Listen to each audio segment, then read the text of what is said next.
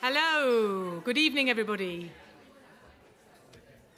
Thank you. It's my pleasure to welcome you to SOAS. My name is Hannah Bargawi. I am the Director of Global Learning and Teaching here at SOAS, and I'm delighted to welcome you all to the Brunei Gallery Lecture Theatre and to SOAS.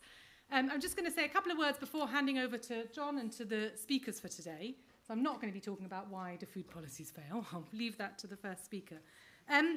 I wanted to just welcome you to SOAS and give you a flavour of why it's so, why we're so honoured to have IFSTAL have the 10th year happening here at SOAS. So SOAS, we pride ourselves on being a place in which we study the global challenges of the world, our planetary challenges, through the lens of the regions that we study, so Asia, Africa and the Middle East. And collaboration is a really big part of that, and looking through things in a different lens to maybe the mainstream or the orthodoxy, the standard way of thinking about it. And I think IFSTAL is a brilliant example of that, of bringing people together that look at a particular challenge through different lenses, different ways of thinking. So it's fantastic you're here and you're at SOAS and being part of that. We've got lots of different examples of SOAS where food systems, food policies, food in all its varieties is studied. We've got an MA in Anthropology of Food, we've got the Food Studies Centre, we've got various modules and courses across our 3 colleges that study food in lots of different ways and lots of exciting things. So some of you who are students here, you'll hopefully have the chance to do some of that work through the learning and teaching you're doing with us. The other thing I just wanted to briefly mention is kind of SOAS and who we are as a community. And I think this is a really big part of me when I think about food in the kind of biggest way of thinking about it. We have a huge global community of scholars, of staff, but also of students. And you probably have noticed that on campus today. We have students from all over the world, but also we have a big body of students who perhaps are very much British, English from inside the M25, but feel very much connected to a diaspora, and that's what has brought them to SOAS. And I think food is a massive part of that sense of connection with your heritage and with your home. And actually, just before I left the house, I remembered that one of the things I took away, having been a student at SOAS over the years, has been a SOAS cookbook. So there's a SOAS recipe book, first edition and second edition. The first edition was 2011, so it's quite some time ago.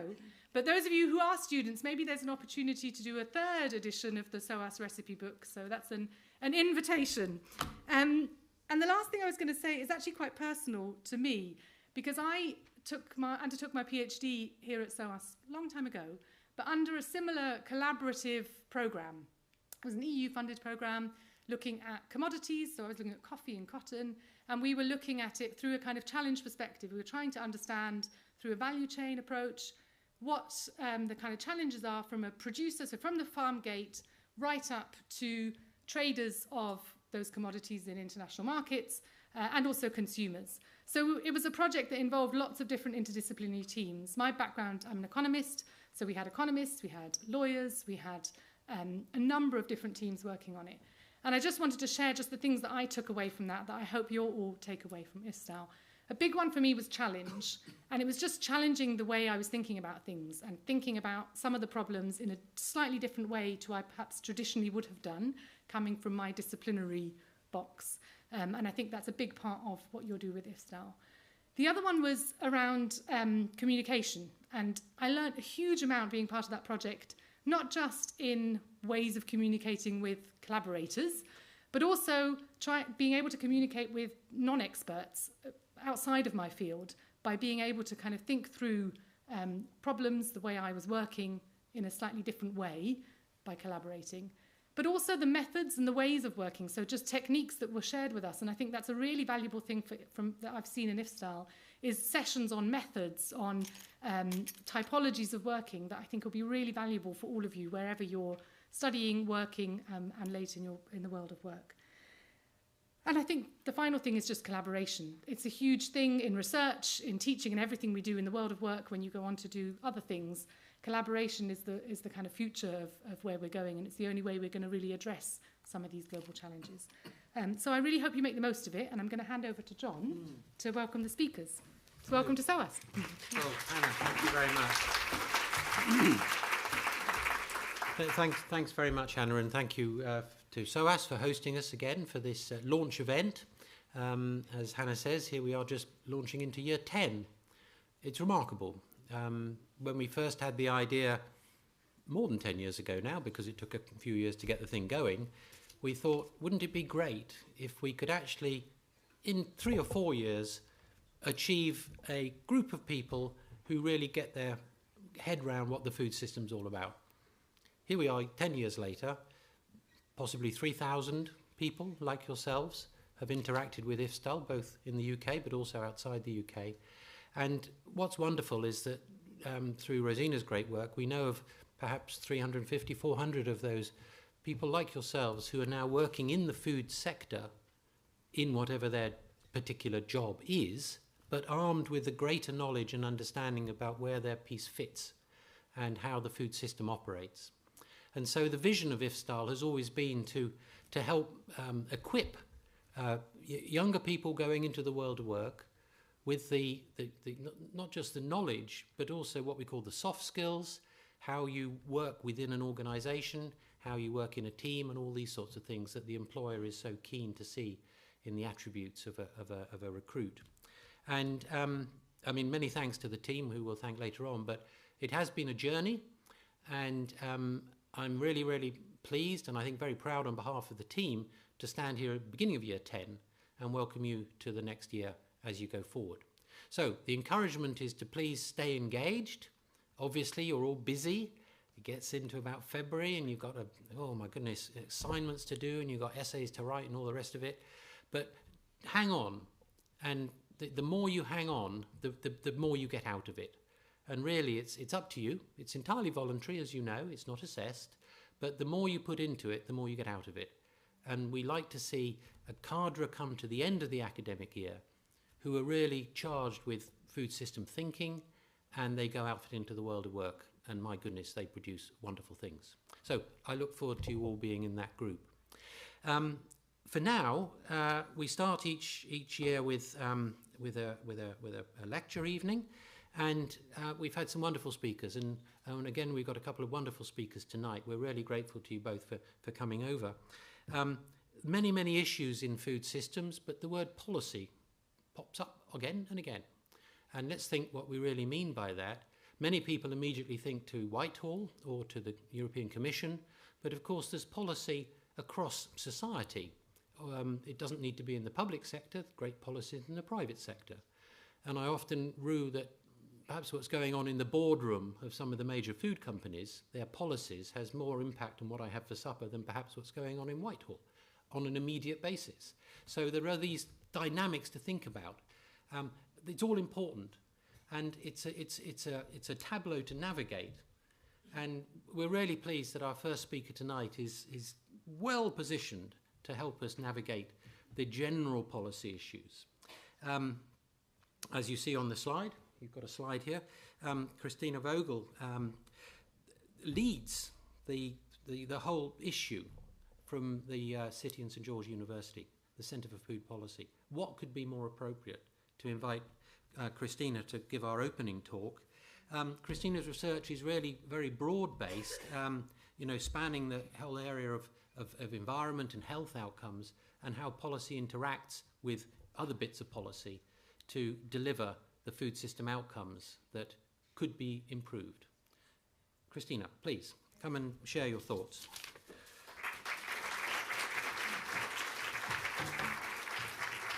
Wonderful. Many thanks, John, and welcome to you all. Thank you for the invitation. I'm really delighted to be here. City St George's and the Centre for Food Policy have recently just rejoined IFSTAL this year, so what a year to do it, our 10-year anniversary, and I really am very pleased to be here to give this lecture to start the season alongside Carrie, who will follow up with another food policy topic.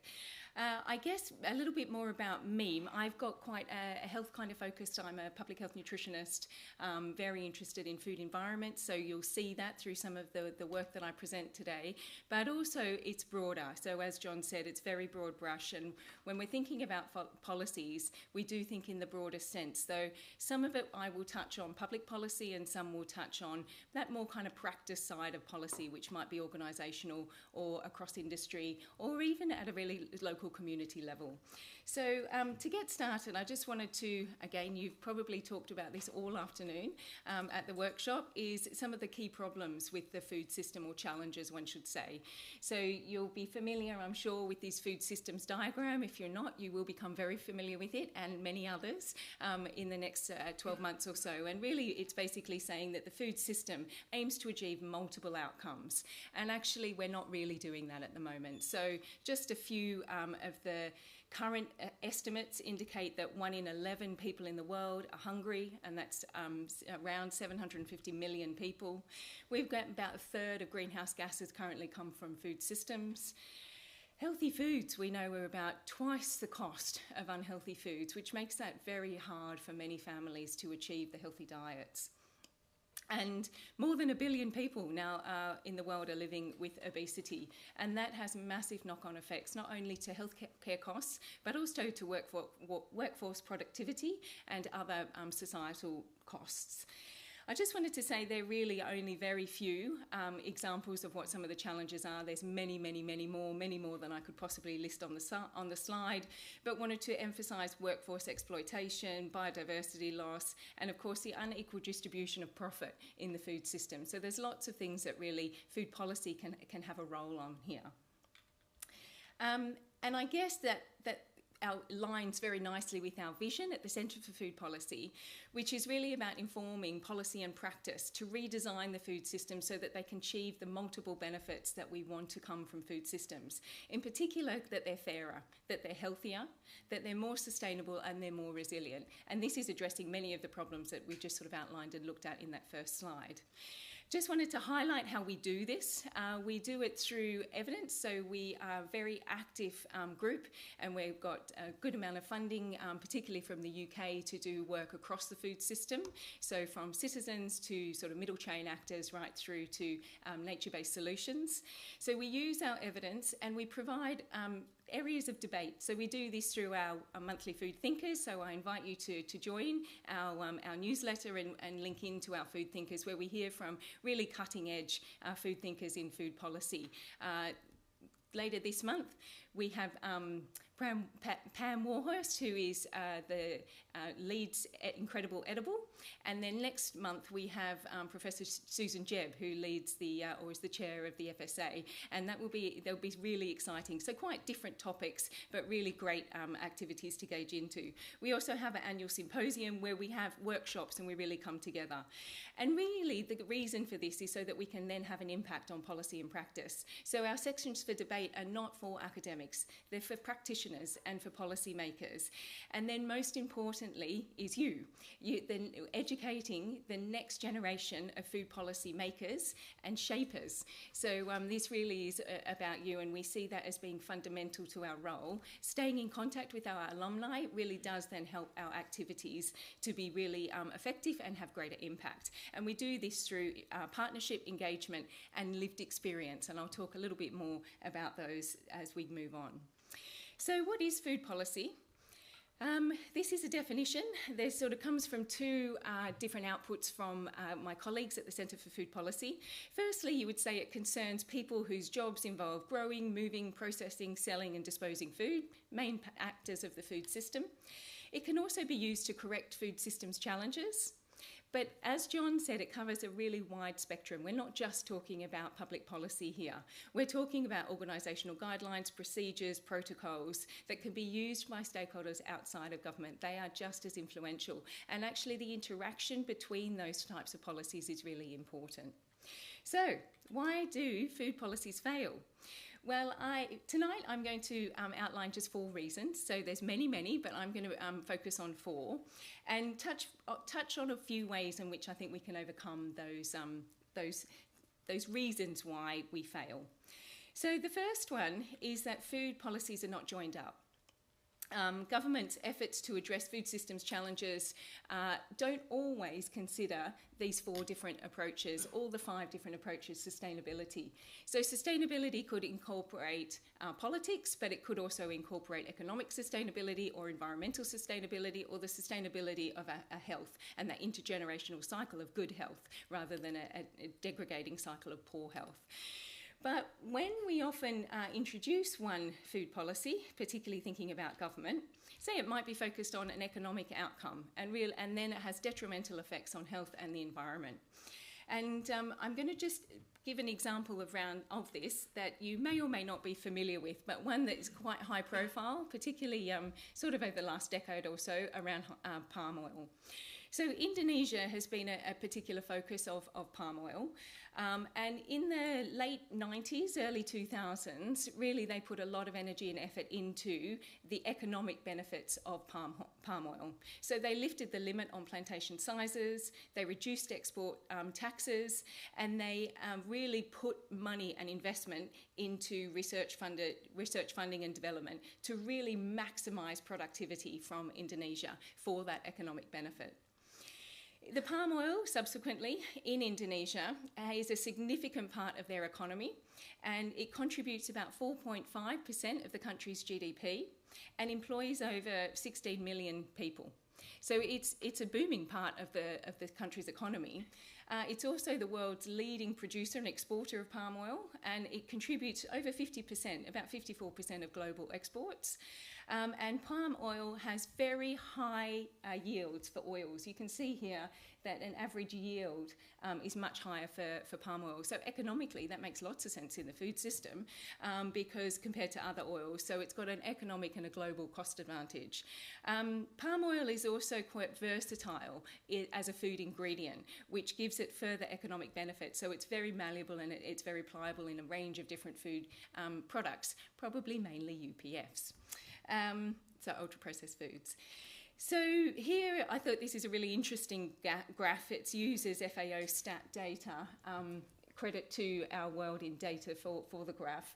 But it really does show you around that 1990-2000 mark how it just absolutely catapulted. Now, Indonesia isn't alone on that, but with 50% of exports coming from Indonesia, it's a pretty significant contributor. You can see actually in 2010, perhaps people started to think, oh, what can soybean do? Because palm oil is not necessarily achieving all of the outcomes that we want to achieve of the system, of the food system. So it has grown, palm oil has grown massively in consumption, and it is now the most consumed oil in our food system. And it has very important consequences on health. So obviously, for those of you that aren't familiar with the nutritional qualities of palm oil, it's very high in saturated fat, which obviously is one of the key markers of cardiovascular disease. So when you look at policies at a kind of more global level, what are we seeing? Well, the one here on the left is the World Bank. And the World Bank has basically said, we're going to engage and invest in the palm oil sector in Indonesia because it will grow economies, it will reduce poverty, and it will lead to food security. The Rio Declaration, however, was slightly different, and it was all about the environment, and said that environment and development in low and middle income countries should protect the environment through precautionary approaches, and that they should be widely adopted by member states. And then, of course, we've got the health policy, which is the WHO's Global Action Plan on Non-Communicable Diseases, which encourages healthy food environments and reductions in intakes of saturated fat. So we can see there that there's actually a lot of incoherence at the global level. When you look at the national level, you're also seeing quite a bit of incoherence. So about, 10 years later, a decade later, the Indonesian government pledged that they would reduce their emissions by 26%. They also pledged to campaigns to promote healthy diets, and they also recognised, however, that they wanted to maintain this huge economic growth that their economy has benefited from, with it being the fourth largest economy in East Asia, and agriculture being the key contributor to the economic growth. It's not the sole contributor by any means. Manufacturing and other sectors also contribute, but it is the key contributor. So really, this kind of highlights that it's complex. And one of the key reasons that it is complex is that we make food policy in silos. And so there's some great work that was published by Kelly Parsons and Corinna Hawkes in around 2020 that showed really how many different government departments are responsible for food policy making. This is England, the same kind of work has been done in other countries, and it's similar levels of government departments. So all these people making food policy, it's no surprise that they're not joined up. People working in silo, having busy lives, focused on the impact that their policy is going to have. Most countries don't have joined up approaches to food policy, though there is a wide recognition that this is what we want to do. And conceptually, intellectually, people can say, yes, that's really what we want to do. But actually, in practice, it's incredibly hard. And much of the literature out there around joined up approaches to food policy or policy incoherence actually is about that more conceptual, intellectual, about the evidence of the impact that different policies could have where they might undermine another.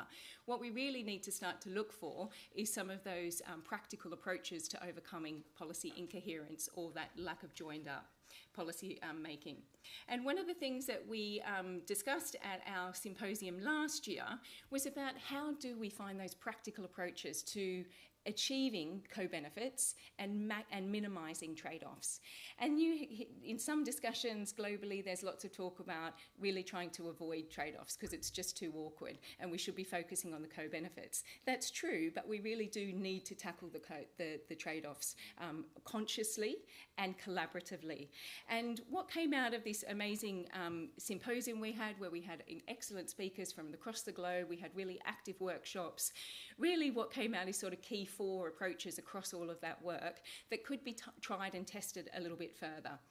So these are shown here on the slide, but on the next slide they go through in a little bit more detail. So we need to be inclusive of all people across the food system, so we have an awareness of where our policies are having impact and where they might be having a negative impact on other people across the system. Secondly, so there's lots of talk around that participatory policy making, and it's excellent. It's really good. It's challenging to achieve, but there are certainly ways in which we can do that more effectively. The second area is around considering and challenging people's values.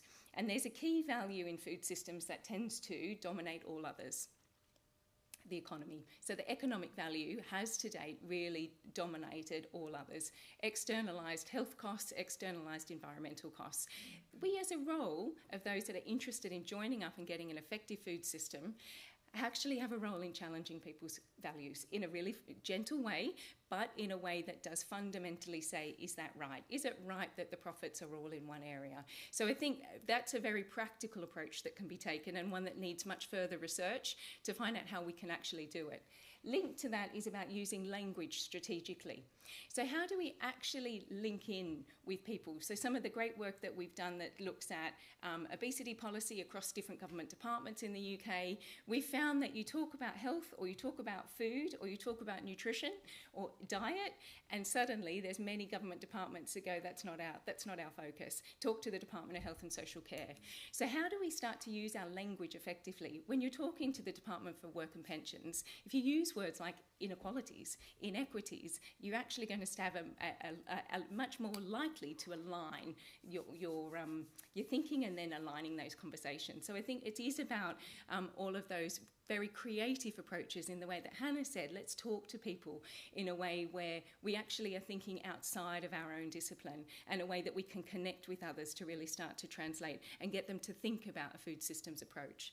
And the last one is around harnessing regional activity. And of course, there's a lot of excellent work going on around this.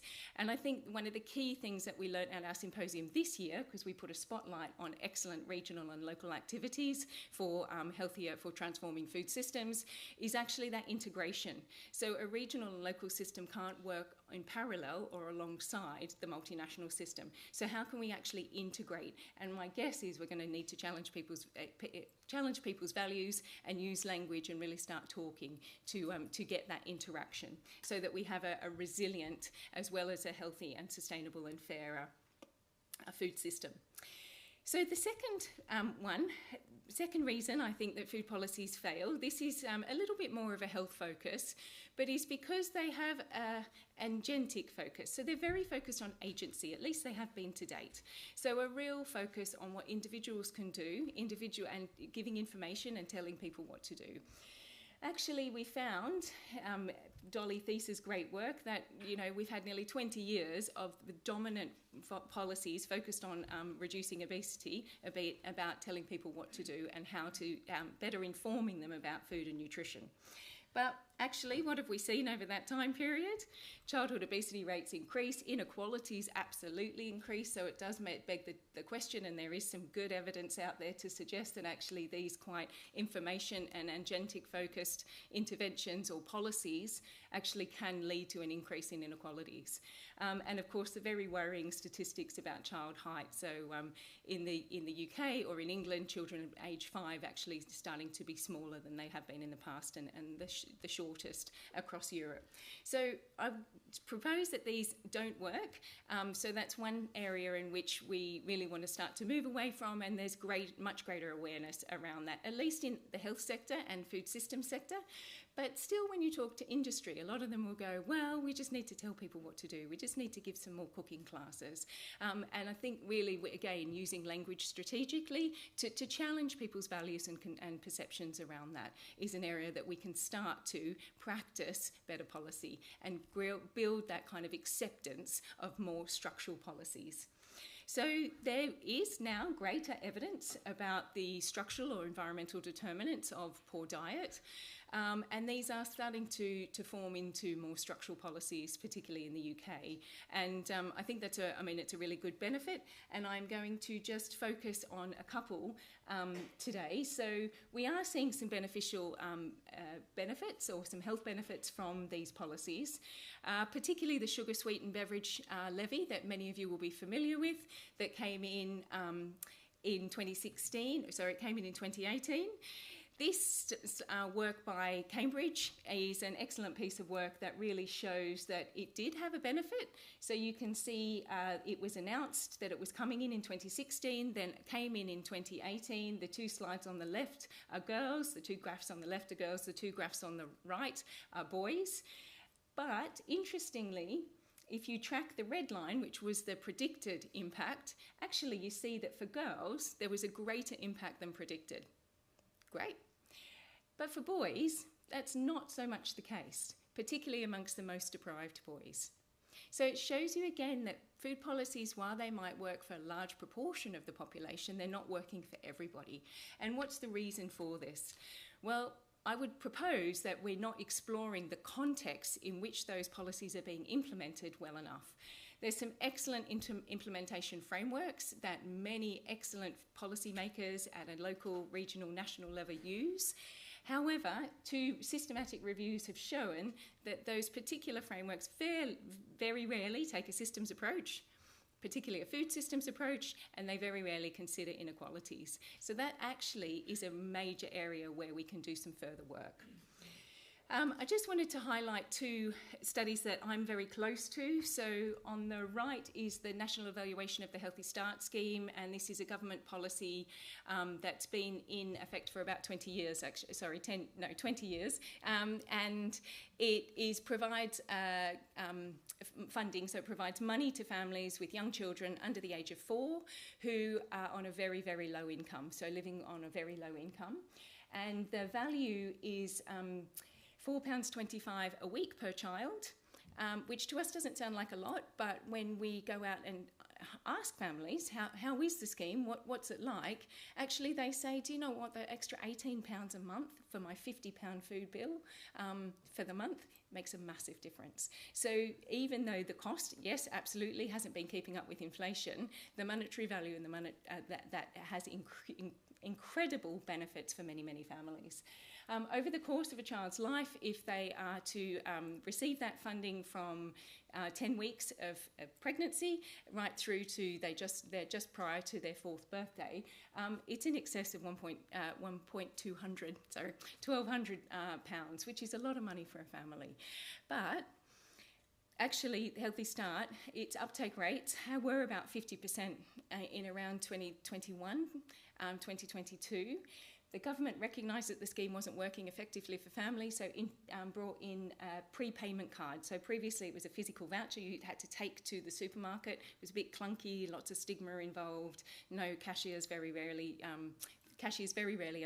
knew how to process them, and retailers had to sign up to have them processed. So there were lots of barriers for families. This new prepayment card is excellent. So we're leading a national evaluation of that. And when we ask families, they say, this is so much better, thank you. So thanks for understanding the context within which I'm living and trying to use this benefit. But, and it does improve my children's diets directly as a result of Healthy Start because I can give them fruit and vegetables. But there's still a lot of people that are not using it. The current rates are estimated to be about 60 to 65% of families that are still registered for this amazing policy and benefit.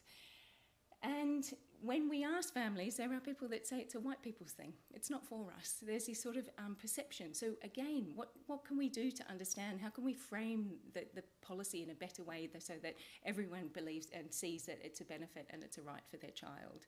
And also misconceptions about it losing other benefits.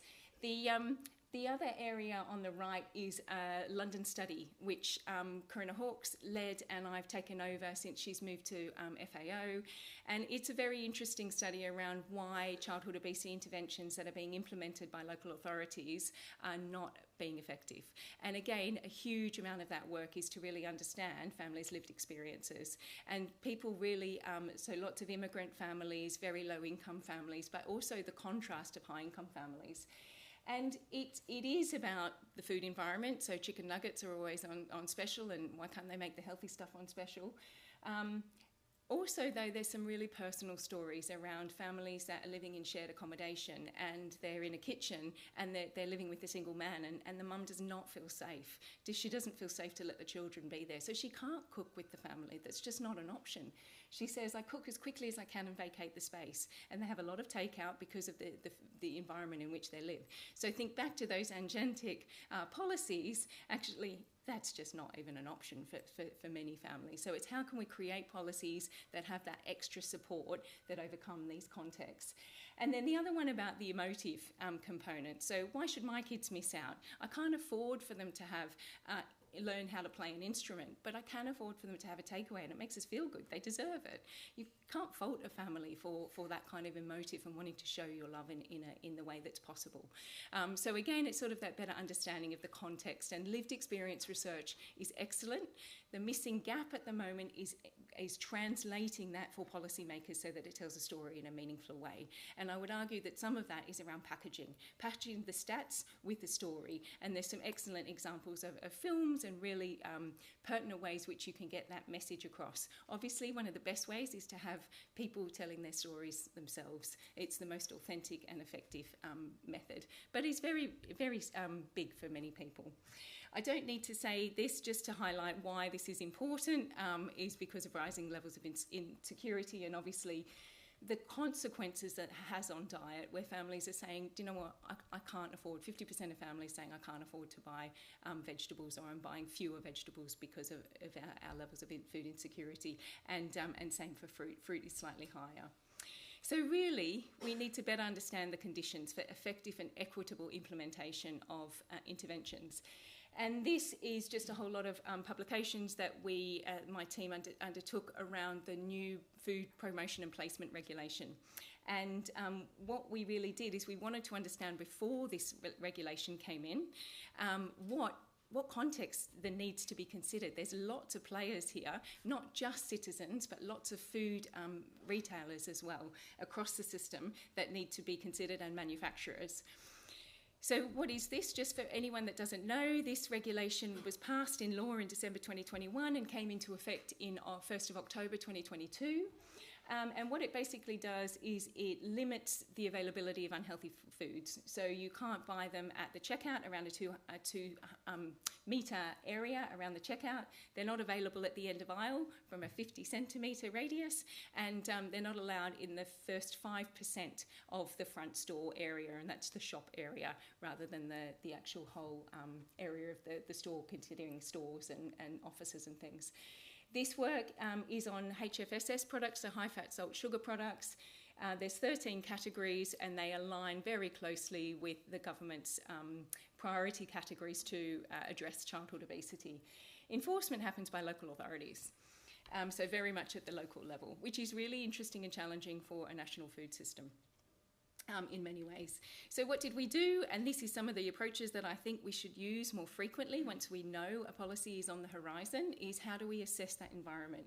We used a systems approach. We spoke to lots of stakeholders across the system, anyone that was affected by this regulation, and we used rapid qualitative methods. And these were used a lot in COVID when the vaccines were rolling out. So you collect data quickly, you do the analysis really quickly, and you feed the information back to policymakers. It's a really good, effective cycle that I think has not really been used in public health, when there's lots of scope for us to use that across food system, not just public health. So who did we talk to? We spoke to 108 stakeholders. As you can see, they came from across the system. And then we had an online conference for delegates, because people were like, what is this? We're really confused. What's HFSS, and what's the definition of an in-scope store and an in-scope product? So we had a conference that was really, really well attended. What did we find? I'm just going to highlight really quickly some of them. Basically, there were real concerns that the smaller stores that are out of scope, so any store that is smaller than 2,000 square feet is out of scope, so it doesn't have to abide by this. Those stores are used a lot by adolescents, they're used a lot by lower income families who rely on their local stores. They're also used a lot by older adults. Well, there's a huge potential for inequalities there. There's also concerns about the exploitation of loopholes. So alcohol's not included in this. Bin drop displays, so those mobile bin displays aren't included. So, there was real concern that actually lots of these loopholes would be exploited. Sweets, so chocolates that are free, that aren't packaged, and bakery goods like the donuts, those very good branded donuts, they are all out of scope of these regulations. The other thing that we heard is that these regulations are really complex for anyone to understand. I'm not going to be out there with the tape measure measuring that 50 centimetres. And also there was lots of resource limitations, particularly for smaller stores who didn't have the legal teams to really investigate what this means for them, and also for enforcement officers. So what did we see when the legislation came in? We saw some really nice things on the left. 1st of October, went into the supermarkets, there's pumpkins, there's water at the entrance, there's even candles on the end of aisle. That was awesome. But then, a couple of months later, Christmas, the supermarkets had to shift their Christmas stock. They'd bought this 2 years ago. So there were suddenly these new aisles. So the first aisle got widened, and these are all mobile bin displays that are basically like aisles. So the other thing that we heard is that there was insufficient enforcement. So some of these things are starting to happen more and more. So my fourth reason that food policies fail is because of insufficient enforcement. So we heard that there was no government leadership on enforcement. It was all left to local authorities. There was the guidance, absolutely, but not much beyond that. And that this is a new enforcement framework. There's so many more different things that we're being asked to do. Enforcement, basically, this was something that was done by the Convenience Store publication, and they did a Freedom of Information Act, and they found that in the first 3 months there was only 2 infringement notices issued. And this is because there's such a small amount of resource. So there's 317 local authorities in England, and in the first year there's less than 180,000 across those for support, and then 102 for the second year. So that really does show that there's no additional dedicated support, and local enforcement officers are under a lot of pressure really to deliver on a whole range of things. And what they will say to you is knife crime is so much more important, Natasha's law around allergens is so much more important. We're going to go for those critical ones, which has always been the case when you're thinking about obesity and environmental destruction. So this is just to show some more infringements that occurred around Christmas, so things on the checkout. And then the last one, just to say, it's not just this legislation that enforcement issues are apparent. So on the left, many of you will know that the FSA are doing a shake-up on how they're going to do food safety standards and pretty much push it back on industry. And that's what Susan Jebb is going to be partly talking about when she does our Food Thinkers. So really, I'm really excited to hear about that and what that means for enforcement. There's part of me that really thinks that that's right. They should be picking up the costs of enforcement because they're benefiting from many of these other aspects. But how do we do that in a way that is fair and equitable? And do we need a sliding scale depending on size of business? So it'd be really interesting to see what FSA say. Also, there's concerns around food standards, school food standards and the nutritional standards.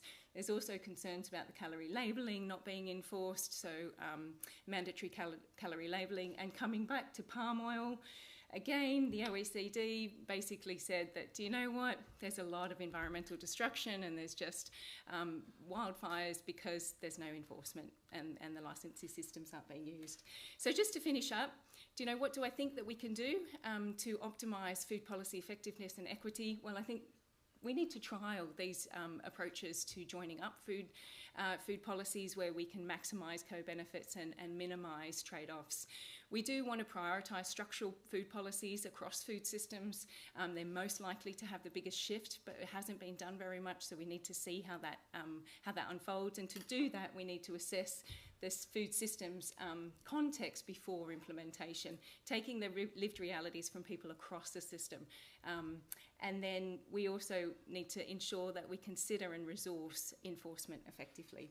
Just wanted to thank all my colleagues who have contributed to this work. And yeah, that's it. Thank you.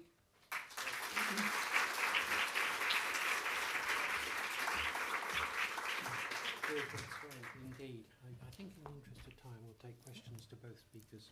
Sounds great. That's all right. Good. Well, Christina, thank you so much. What a romp across the area of discussion. You know, 4 big take-home messages, 4 big areas where we have concerns. What I was hearing again and again is take the systems view. I think that's really important. And part of that system view is to do with not just the production and the consumption, but what about the whole waste story?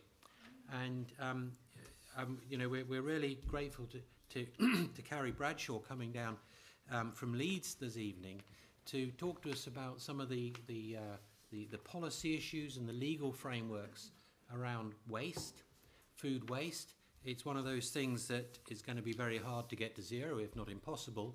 But where is the policy relationships that look at the sorts of things that we've been talking about? The fact that supermarkets buy a whole pile of stuff 2 years in advance, I mean, not physically, but from a trade point of view, does mean that there are going to be surpluses and all these sorts of things to worry about. What it means for fresh, what it means for not fresh, what it means for policy on all of that. Help. Carrie, over to you. Roger. Thank you very much for inviting me. I'm delighted to be here. I was invited to speak about my recently published post-brief that is neither brief, it's 80 pages long, and for various reasons it took me longer than planned to write, and there is an ongoing joke at work that I would be retired and still writing this thing. So I'm not using today to announce my retirement, but it was a bit of a labour. It was a labour of love. It assesses the evidence base for interventions to prevent food waste across the supply chain. It was commissioned by the Parliamentary Office of Science and Technology, but I should make very clear here that I am not representing Parliament, and towards the end of my talk, I think that will become clear. Because it's so long, and because I'm a lawyer, I'm going to focus mainly on the legal implications of the evidence that the report shows, and the types of legislative interventions I think we need, the types we don't need, and what the concerns and priorities and principles should be underpinning those. Why should food waste prevention even be a priority on a very cramped legislative table? I suspect, given your background, I don't need to tell you this, but preventing food waste is a necessary component of the drastic changes required to ensure a sustainable food future. The most famous stat is that a third of all food produced globally isn't eaten. That has extensive implications for the environment and for climate change. Preventing food waste, including meeting the UN Sustainable Development Goal 12.3 of halving per capita food waste by 2030, is an important component of decarbonising our food production. Basically what this says is that halving food waste is necessary in order to reach either the Paris climate goals, although I think at the time of this article the 1.5 goal was still in reach, and obviously now there's questions about that. Why do we need legislative measures to prevent food waste? The main reason is that voluntary measures aren't enough. The UK largely relies on voluntary measures to prevent food waste, and we need more. I'm not sure this should be a particular surprise to anyone. This has been a question mark around voluntary measures for a long time. This is the only systematic review that I could find that assessed the performance of voluntary approaches. It's obviously by an NGO, it's not an academic piece of work, but it basically concluded that voluntary measures are rarely, if ever, an effective substitute for regulatory measures. The UK's approach, which is based around voluntary agreements called the Courtauld Commitments, did coincide with reductions in food waste in the UK up until about 2018. But it's equally possible that those reductions were caused by rising food prices and changing populations. And since 2018 in the UK, levels of food waste have started to increase again, notwithstanding these voluntary measures. The post-brief demonstrates that there's little to no evidence for lots of the things that are being done in that voluntary space and increasingly recommended to be done. So informational interventions like public awareness campaigns, some of you may have seen Love Food, Hate Waste, food sharing and various other apps, so Olio, Too Good To Go, Fair Share Go, so-called smart bins, smart fridges, smart packaging, Industry 4.0 innovations like blockchain, Internet of Things. Little to no evidence that they actually prevent waste, but widely recommended. I'd also argue that in the voluntary sphere, there's been far too much focus on redistributing surplus food rather than reducing that surplus in the first place. We have too much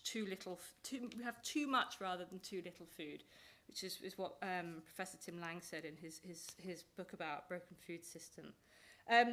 I would argue that there's nothing in my assessment in the post-brief to counter the warnings given over 20 years ago that using food surpluses to support food insecure people was anything more than a distraction from addressing the root causes of overproduction, food waste and inequality.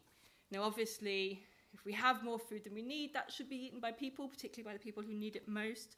But if we continue as is, we're heading towards a lose-lose scenario of high surplus and high levels of food insecurity. There's also lots of things that research evidence tells us could be effective, but just aren't being done. Retailers have really dragged their feet on applying best practices on date labelling, on selling products loose in store, stopping contractual practices that drive food waste in the food supply chain. Very little progress on this. Examples of those last practices I mentioned are these contractual practices that drive food waste and overproduction in the food supply chain. Some examples of that are included in this research on the slide, and basically these involve retailers and other powerful buyers applying penalties to suppliers if they supply certain produce out of cosmetic specs, so things that don't look right or things that aren't the right colour. If products aren't delivered on time and in full. We also know sometimes retailers will tighten their cosmetic standards because demand is low, and then managing supply and demand through the use of cosmetic standards. So all of these so-called unfair trading practices lead suppliers in the supply chain essentially to produce more food than we need as a sort of economic insurance. So, why have these voluntary measures not been more effective? And again, I think the answer here is unsurprising and familiar. The prices aren't right. There isn't a sufficient business case for food waste prevention to underpin ambitious voluntary measures to reduce food waste. Ultimately, food is relatively cheap to waste. Now, I know a lot of food is too expensive for some people, but it's relatively cheap to waste food for various reasons. And there's also almost no incentive to help someone else waste food in their part of the supply chain. And scattered all over the post brief are examples of how achieving food waste reduction in one part of the supply chain requires someone else to spend money, someone else to reduce profits, someone else to sacrifice competitive advantage. So again, slow progress on date labelling, slow progress on packaging, naughty practices in the supply chain are all an example of those misaligned incentives and the lack of that business case. Now, Christina talked to you about the food system, and the approach that I took in the post brief is a smaller sort of subset of that, is to think about the supply chain, partly because that's how the regulation is designed, and I'll come back to that. But in retail supply chains in particular, there's an imbalance of power between buyers and suppliers. Now, there's exceptions to that, you know, part the commodity brokers, part the big manufacturers, but generally speaking, you have retailers at the apex of sort of hourglass supply chain with more manufacturers and many, many more farmers, and that creates an imbalance of power. Farmers and suppliers are often what's called price takers or price or term takers. And any savings that those suppliers might achieve in their business by preventing food waste are potentially squeezed by the power imbalances in the supply chain. So one of my PhD students found incidences of manufacturers and farmers hiding food waste prevention that they'd achieved from the retailer because they said, if I tell them I've done that, they'll come after me for a price reduction. So even when there is a financial incentive to reduce food waste within your own organisation, the structure of the supply chain squeezes that out. And this is a great report by Sustain called Unpicking Food Prices, and it just adds further evidence to that challenge around that squeezing. Supermarket business models, particularly in the UK, are based basically on volume rather than margins, selling lots of food at low prices, which decreases the amount of money there is for everyone else in the supply chain, but the supermarkets remain profitable by having high margins on things like alcohol and tobacco. So this supply chain does perverse things to the incentives that might exist for food waste prevention, and they also lead to an imbalance of power. And that's part of the story of food waste. On the slide, you can see here examples of carrots being basically sold as a loss leader in supermarkets because they get people through the door. No profits on carrots. All of this undermines, again, the ambition of those voluntary approaches. Voluntary approaches basically get us the low-hanging fruit, the easy-to-reach food waste prevention opportunities. So, what sort of legislation, what sort of legislative interventions are needed? Anyone who's been watching this space will have seen a sort of back and forth about mandatory food waste reporting. Government said they were going to do it, then they said they weren't going to do it, then NGOs threatened to sue them because they weren't going to do it, and then they said they would do it, but now there's been a general election, and now the government is going back out for more informal consultation. Mandatory measuring and reporting of food waste in the supply chain would be really important, but it would be a necessary but not sufficient measure because the prices aren't there to justify meaningful investment in food waste prevention. So we'd need more than mandatory food waste mandatory measurement and reporting. There's a consensus and this has been identified in the literature, but it comes from anyone I speak to in this space, that responsibility for food waste prevention needs to be shared or distributed across the food supply chain. We need everyone engaged in food waste prevention from farm to fork. But because of the power imbalances, we do need to be careful about how that burden of addressing food waste prevention is shared across that supply chain. I think there's a possibility that consumers, that we, citizens, is probably a better way of putting it, may have to pay more for certain types of food. I think it would be preferable, for some of the reasons that have already been alluded to by Christina, that maybe we pay more for our waste to change the incentive structures there.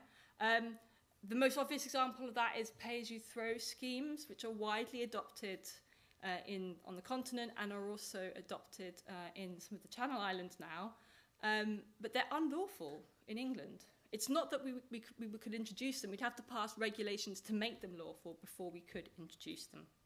So that's a bit of a legislative barrier there. As I've already said, I think government's going to have to be tougher on date labelling, selling packaging loose, and meaningful supply chain regulation.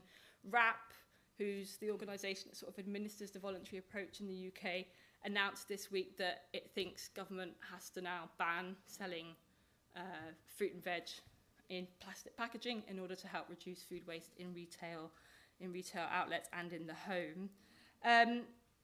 We do have a little bit of regulation around those practices that drive food waste in the food supply chain. So if I go back to this slide, the naughty practices around cosmetic standards and things like that. This is where the law and the regulation gets a little bit complicated, so I'm going to skim over some of the detail, but if any of you really know the detail of this, you'll know that I'm skimming things over. Basically, the way that we're dealing with practices that cause food waste in the supply chain, or so-called unfair trading practices in the food supply chain, is you've got two different regulatory regimes. And if you're thinking about joined-up thinking, this is the opposite of joined-up thinking, because both of these different regulatory regimes are owned by different government departments, which if I'd known you were talking about joined-up thinking, I would have put that on the slide. The top one is basically for the retailers and their direct suppliers, who tend to be manufacturers. They're not normally farmers. And it poses obligations on them to deal fairly and not treat their suppliers unfairly. The overriding purpose of the system at the top is to foster competition between the retailers, between the powerful retailers, with the ultimate aim of driving down food prices, which might seem like a good outcome for consumers, except that's part of the reason why we have so much food waste. So there's a lot of organisations in the space that are really optimistic about what that top level grocery code adjudicated bit of regulation can do for food waste prevention. And I'm a bit of a sort of lone silent voice saying I'm not optimistic about this at all because of the incoherence of the policy goals. Driving down the price of food, enhancing competition between retailers might have some benefits, but certainly not for food waste prevention. At the bottom, we have a sort of emerging regime under the Agriculture Act, which is not yet in force. We've got bits of it. It's not quite there yet. And that's going to deal with the bottom part of the supply chain. So that will protect farmers from unfair trading practices with mostly manufacturers and processors. Ostensibly, that's part of food waste policy, and it's not about competition and driving down the price of food. Whether that will make any difference to all these practices that lead to huge amounts of waste in the food supply chain remains to be seen. But there's a sense here that the fragmentation and the lack of joined-up thinking could lead to the creation of new intermediaries, new companies, to evade both of them. We already have a couple of examples of retailers now buying through an intermediary organisation and manufacturers and processors buying through an intermediary organisation to evade both of these regimes, so that all those unfair trading practices that we know cause waste aren't subject to any regulation. I can see people nodding, which is good, because it is a bit complicated to explain legally. That's a failure of joined-up thinking, but it's also the opposite of sharing responsibility for food waste, because it's actually letting retailers and other powerful actors off the hook. It's really the opposite of shared responsibility. So, if I had my way, I'd start again. What most people want to do is have everything under the grocery code adjudicator and subject all of it to that competition law framework that may be harmful to food waste. So we'll watch this space. I was giving evidence in Parliament before the general election, and there was definite appetite to revisit this, but I'm nervous from a food waste prevention perspective about what the result will be. Are there any types of legislation that maybe we shouldn't be adopting? And the answer to that question is yes. There are two bits of legislation that, if you work in food waste circles now, are really famous and widely recommended that the UK adopt. The first are things called Good Samaritan laws we have in the US. They basically protect retailers and other charitable redistribution organisations from liability if someone gets ill from eating donated food. The idea is that that encourages food donation and helps prevent food waste. This report by the Harvard Food Law Clinic is the main source that says the UK should adopt one, and we've had private members' bills in the UK proposing them. The other example is a French-inspired redistribution obligation. I'm going to give off my bad French here. It's called the Garot Law, which basically required retailers and other actors to engage in agreements with charities to redistribute surplus food. And it's been really widely covered in the media, including in the UK media. And again, we've had private members' bills in the UK suggest that we should adopt one, and it was one of the options in the previous government's food waste strategy. Make retailers enter into contracts with supply redistribution organisations to supply surplus food. And there's lots of reasons why I think both of them are a bad idea. I cannot get my head around why people think these are a good idea. Not least because, as my post-brief has demonstrated, there's very little evidence that they actually help prevent food waste. And there's actually a bit of evidence now to suggest that the French approach has actually led to more waste in the supply chain, not less. The reason why I really don't like either of them is that idea of shared responsibility. If anything, these measures allow retailers to avoid responsibility for food waste and for overproduction because they make it easier to offload their surplus onto other actors. So I think I'm probably at about time now.